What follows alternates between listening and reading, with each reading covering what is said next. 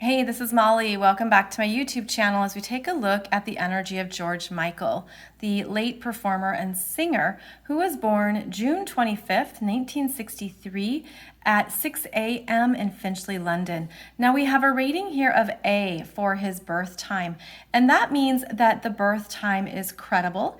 It's been verified. We have various ratings that tell us if the birth time is accurate because it's so essential in establishing an accurate astrology chart. That's why you've probably heard that you need to know your birth time, exact hour, exact minute, because it's what creates an accurate astrology chart. So we have a rating of A, which is a strong rating. The highest is rating AA, which is 100% accuracy. So we know that this is a valid birth time, and therefore we can trust it when we look at his astrology chart.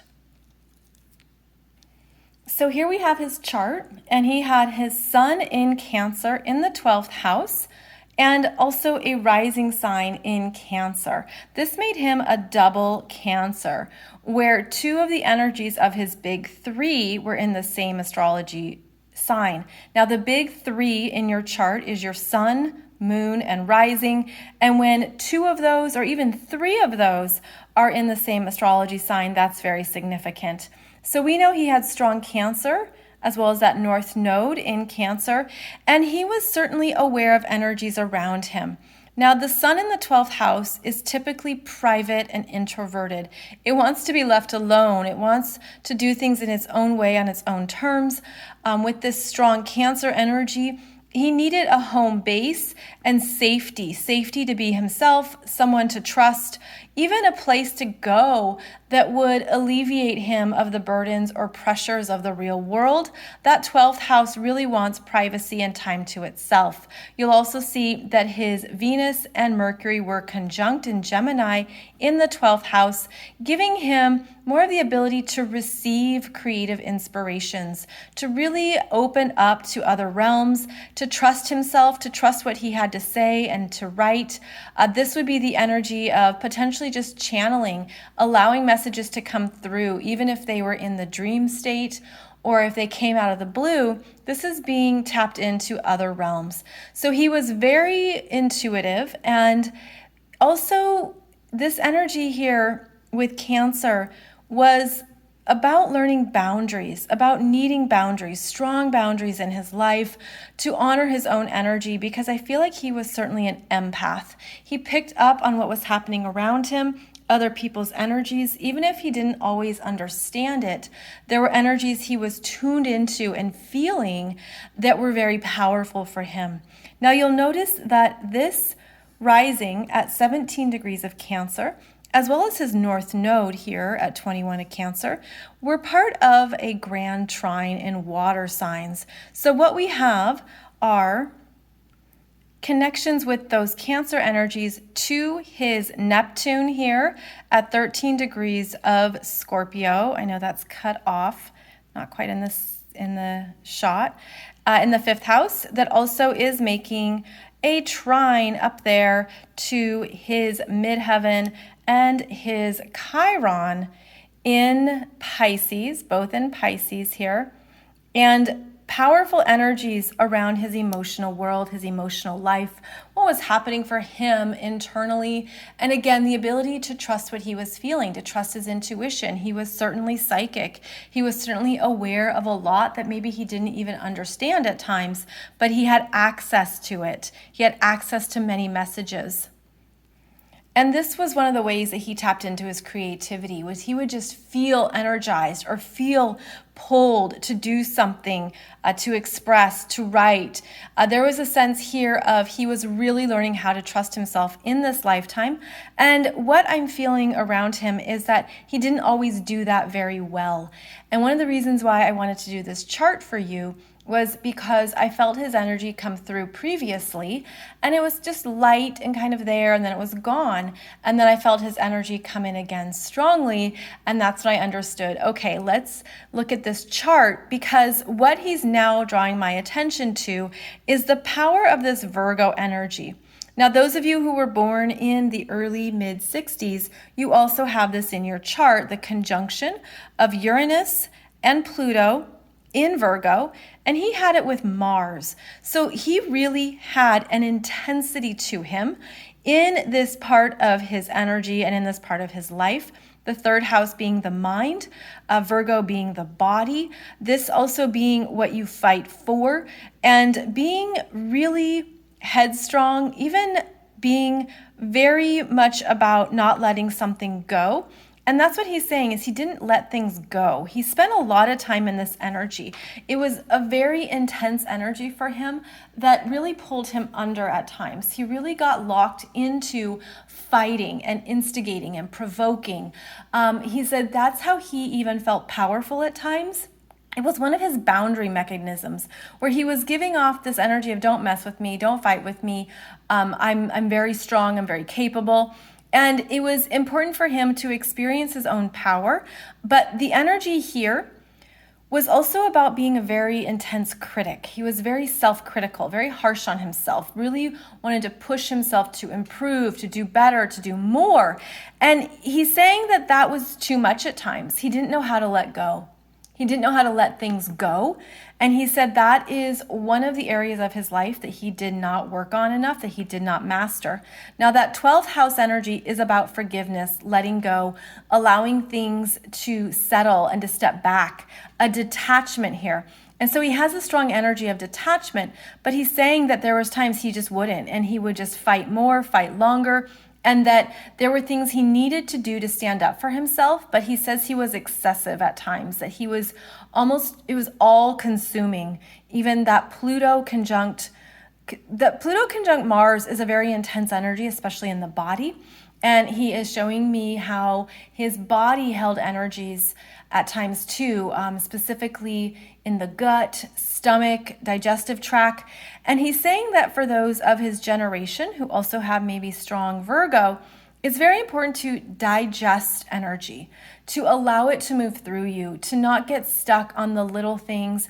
He's saying he was petty at times. He was petty and he knows it. And he wishes that he had more tools to rise above it and not get locked into things, because you'll see how this energy of Virgo is also squaring his Venus and Mercury in Gemini, and then also connecting to up here that Chiron. Now I'm going to come up and talk about this Chiron energy in just a moment, but this T square in the mutable signs is about change and adaptability. It's about, okay, well, let's try something else. Let's do something else.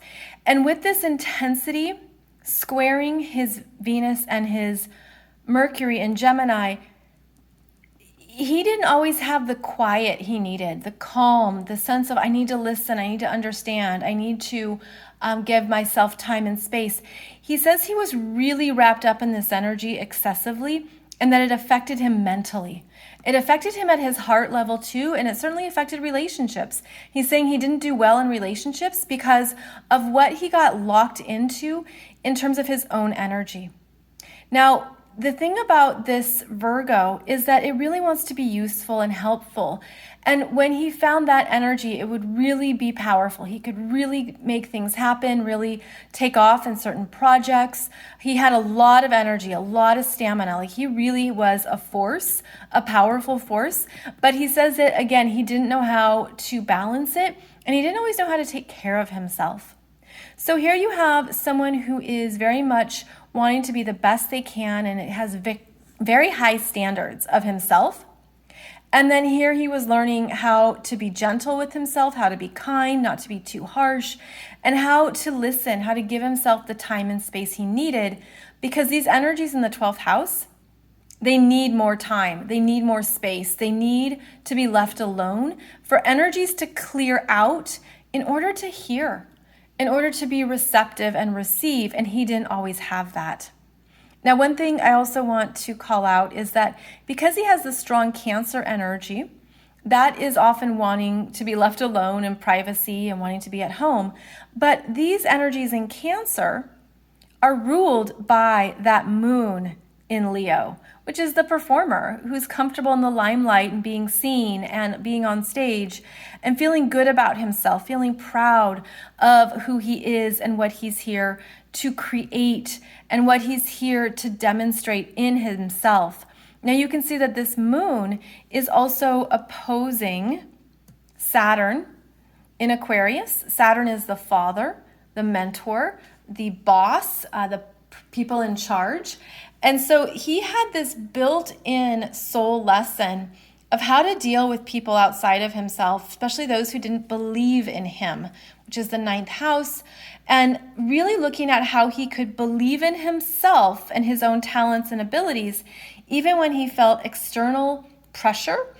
He felt that there was, the void of perhaps that mentor at times. He's saying that, yes, his father was absent, but that's exactly what he needed in order to know more of who he was and who he could be in this lifetime. And he's saying that from a spiritual perspective now.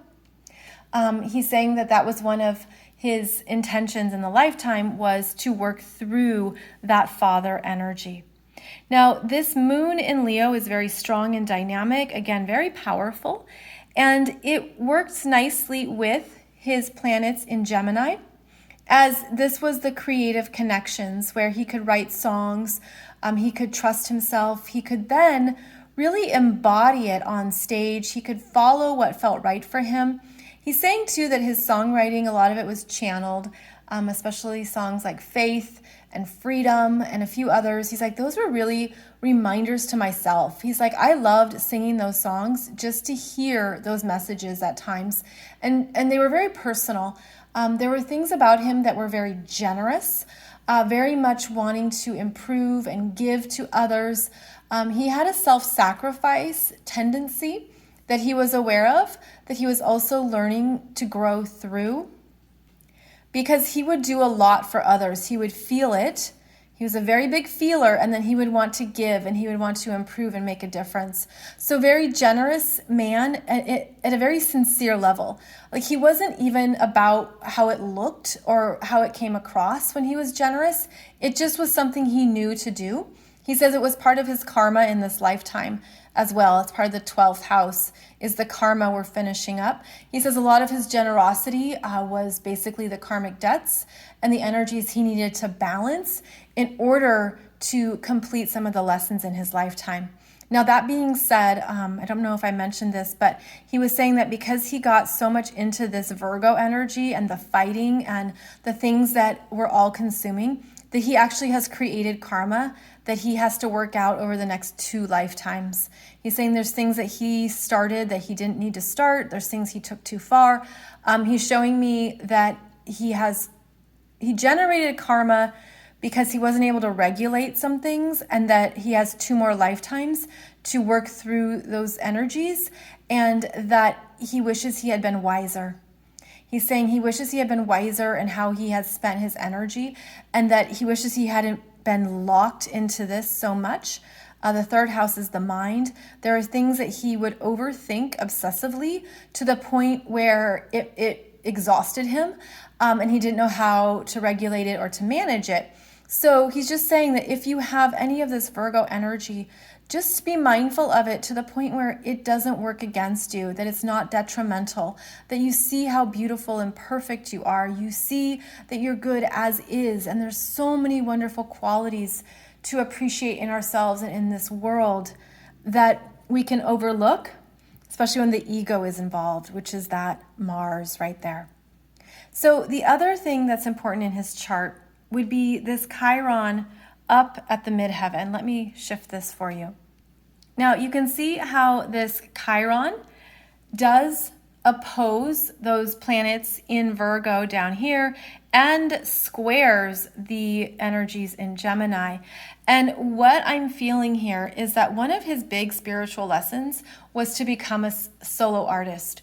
And he says he was terrified. He was afraid. It's why he preferred duos and why he was comfortable being around other people's energies, because this was a big insecurity for him at first. And there was a push here. There was a sense of discomfort that pushed him out, that pushed him forward, that he was feeling. And it was actually through the support of this grand trine that he even had the ability to trust himself and to go at it alone. These energies in the ninth house are your belief systems in this lifetime, what you're believing and healing. And he's showing me that this energy of this Chiron conjunct the midheaven in Pisces, he's showing me the energy of a priest. And a priest who has worshipers, who has followers, and that he was always very aware of that dynamic. He didn't want to repeat certain energies from other lifetimes where he was very involved on a spiritual path. He really needed to break out and go his own way. And now he's showing me that over here, this energy was more of a monk, that this was the going solo, the listening, the understanding of who I am as a being on my own terms. So he had this internal spiritual dialogue going on with his energy where he was learning more about himself in a way that was beyond the human realms, the really like detaching from even the energies of this lifetime, which again, he says he didn't do that very well at times with that strong Virgo, but that he knew that was one of his soul lessons. So once he got over a hurdle here that was about that Chiron in Pisces conjunct the midheaven, to go it alone, to do it on his own terms, well, then he had this Jupiter in Aries in the 10th house waiting for him, which is the confidence, the opportunities, the joy, the abundance that showed up when he trusted himself to do something on his own. And so that was a reward for him, that his solo career was so successful, because it was a really big deal for him personally. Again, he was more comfortable at times doing his own thing in private and just being in his own energy.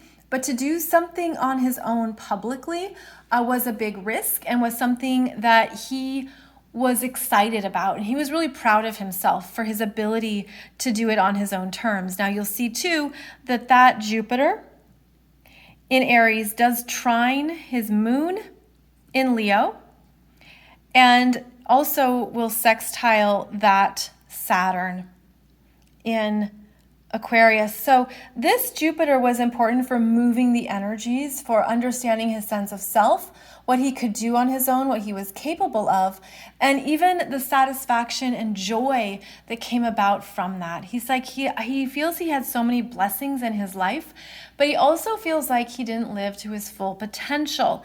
He's saying that there was much more that he needed to understand about himself, and it wasn't until he matured that he saw things very differently. He's saying he had many stages of growth throughout his whole life, and that's common for everyone, but that his was spiritual stages of growth, that there were things he was aware of and tapped into that he didn't speak about to many people. There were only a few that he really trusted, but he really needed to be in his own energy to hear himself and to understand what he was doing well and what he was accomplishing that was good for him at a human level and at a spiritual level.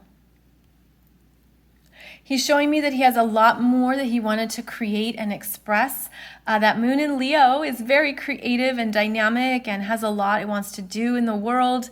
And that he was really drawn to other ways of being an artist, of being creative. He's showing me interior design and home environments and color and textures and just how he loved to play and go into some of these things that gave him some freedom, even from himself, freedom from the parts of himself that were, again, too critical or had very high standards that were just not even fair.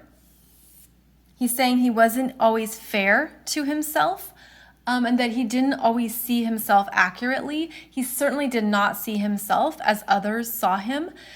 He did understand the illusion of fame, which is Pisces, the game of fame, what it meant, how people idealized you or idolized you. And again, he's calling on that lifetime as a priest where he was looked up to. And so it was interesting because he didn't want that same kind of energy. But at the same time, that's what helped him grow and become more of an individual on his own terms. Now, it's important to note that this Virgo energy does support his Cancer rising and his sun in Cancer. through a sextile. So this energy was the workhorse, the ability to keep going, to honor his commitments, to be grounded, to do things on a daily basis, to have his own routines, his own rhythm that was grounding for the moodiness that could show up at times with the Cancer energies. But it was also energies outside of him that he was feeling and tapping into, because he did develop the ability to protect himself, to put up the boundaries where others wouldn't know how sensitive he was at times or what he was really feeling. So very private man, very internal. He's saying that he wishes he had done more in this life. Again, he had more songs, more art, more things he wanted to create, but he was also really tired. And he's showing me that this was the energy that wore him out, that he just felt really exhausted, and that he feels like he didn't master enough. There's more he should have. He's using the word should. He should have known, he should have learned, he should have applied. So there was a part of him that was not fully content with everything he had in this lifetime, because he didn't buy into things that were false. He's calling them false idols. He didn't buy into things that were false. There was something very authentic and sincere about his energy that he was needing and searching for, and he did find it through many people, in unexpected ways. He's saying he had a few loves of his lifetime. He had many people that he loved. He felt a love. He felt a spiritual love for them. And he's very grateful that he was able to connect with certain people at a heart level. So this is the energy of George Michael as I'm receiving it here as we look at his chart and examine it. A very strong Cancer energy, very strong Gemini, very strong Virgo. So we can see too a very strong mind, strong in what the mental processes were, even when they worked against him at times in terms of that compulsive behavior or the obsessive behavior. There was a lot he was needing to understand about himself. And there's energies here that really helped him be the dynamic individual that we saw him as. Huge heart, genuine heart, very strong man, very creative man. And he feels like he has a lot to be grateful for everything he experienced in this lifetime. So thank you so much for joining me as we take a look at this chart. I'll be back to look at other individuals. I only will be doing those who have passed from their physical body and those who I feel energetically. So I will just trust what comes up and what comes through, but I hope to do more of these for you soon. Thank you so much for joining me. You can find out more about your own astrology chart here on my YouTube channel. Check out the various playlists, and I'll be back every Monday and Wednesday with a new podcast episode. In the meantime, thank you so much, and I'll see you back here soon.